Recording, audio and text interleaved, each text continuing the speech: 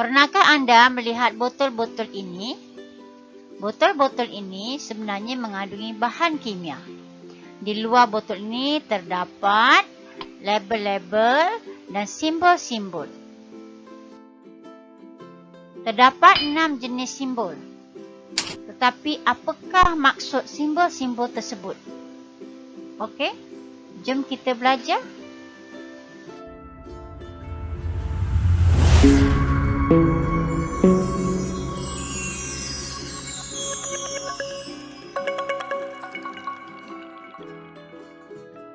Pada kali ini kita akan belajar berkaitan dengan simbol amaran di makmal. Akhir pelajaran ini diharapkan murid dapat mengenal pasti simbol dan memberi contoh bahan berbahaya di dalam makmal. Murid-murid juga perlu mewajarkan peraturan dan langkah keselamatan di dalam makmal. Terdapat berbagai jenis bahan kimia di makmal dan bahan kimia ini terdapat di dalam botol-botol tertentu. Pada botol tersebut terdapat simbol-simbol bahan kimia yang berbahaya. Hari ini kita akan belajar berkaitan dengan simbol-simbol berbahaya di dalam makmal. Seterusnya, okey. Simbol-simbol bahan berbahaya di dalam makmal. Okey, terdapat 6 jenis simbol bahan kimia. Okey, kita akan tengok satu persatu. Simbol yang pertama ini kita panggil sebagai bahan merengsa. Bahan kimia yang merengsa boleh menghasilkan wap atau wasap yang dapat memedihkan mata, hidung dan tekak. Murid-murid perlu elakkan daripada menghidu wasap atau wap. Gunakan bahan kimia tersebut di dalam kebok wasap. Contohnya adalah amonium atau kloroform. Simbol yang kedua ini adalah bahan radioaktif. Bahan radioaktif akan mengeluarkan sinaran radioaktif yang dapat menyebabkan kanser. Okey. Bahan dia adalah uranium atau plutonium.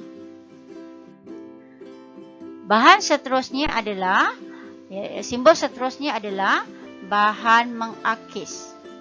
Bahan kimia yang bersifat mengakis ini sangat berbahaya kepada kita. Murid-murid perlu ingat bahawa jangan sentuh bahan ini kerana akan melecurkan kulit. Sekiranya terkena pada kulit, maka murid-murid perlu mencuci bahagian tersebut dengan air yang banyak. Apabila kita mencuci dengan air yang banyak, maka kepekatan asid atau alkali tersebut akan menjadi cair dan kemungkinan kulit kita kurang melecur. Contohnya, bahan dia adalah asid pekat atau alkali pekat. Simbol seterusnya adalah bahan toksik atau bahan beracun. Bahan toksik atau bahan beracun ini sangat berbahaya kepada kita. Jangan minum, makan atau menghidu atau merasa bahan ini. Okey, bahan ini contohnya adalah merkuri atau klorin. Seterusnya, simbol kimia yang seterusnya adalah bahan mudah meletup. Bahan mudah meletup ini, kita perlu menggunakan bahan ini mengikut arahan dengan cermat. Okey, bahan dia adalah contohnya adalah gas hidrogen atau gas butana. Simbol seterusnya adalah bahan mudah terbakar. Bahan yang mudah menguap dan terbakar ini, kita perlu jauhkan bahan ini daripada sumber api atau haba. Gunakan bahan ini mengikut arahan dengan cermat.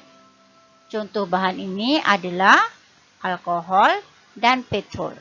Jadi apabila anak-anak murid semua memasak, perlu diingat bahawa perlu jauhkan bahan-bahan yang mudah terbakar dekat dengan dapur untuk mengelakkan kebakaran. Peraturan di dalam makmal. Apabila kita masuk ke dalam makmal, perlu ada peraturan supaya keselamatan murid terjaga. Langkah pertama, jangan masuk ke dalam makmal tanpa kebenaran. Sekiranya tiada guru, maka murid-murid tidak boleh memasuki makmal. Murid-murid perlu beratur di luar makmal sehingga guru datang, kemudian barulah boleh masuk ke dalam makmal. Seterusnya, jangan mulakan eksperimen sebelum diarahkan oleh guru. Kenapa? Apabila murid-murid membuat eksperimen melebihi arahan guru, maka akan timbul masalah-masalah lain yang boleh mendatangkan kecederaan dan keselamatan murid. Seterusnya, murid-murid perlu membaca arahan eksperimen terlebih dahulu supaya murid-murid lebih faham apa yang hendak dilakukan.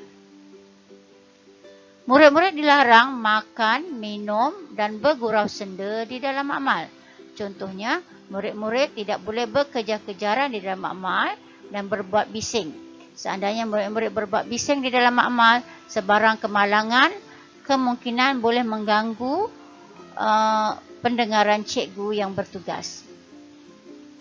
Okey, seterusnya pastikan tempat eksperimen sentiasa kemas dan bersih. Ini bermaksud selepas murid-murid membuat eksperimen, murid-murid perlu membasuh alat radas, perlu memulangkan alat radas di tempat yang asal, perlu mengelap meja supaya kemas dan bersih. Perlu diingat di dalam amal tidak boleh makan, tidak boleh minum dan tidak boleh bergurau senda di dalam amal dan tidak boleh berbuat bising. Moga bermanfaat. Jemput tonton video Cikgu Siti yang lain. Terima kasih kerana menonton dan jangan lupa klik butang subscribe dan butang like sebagai tanda sokongan anda.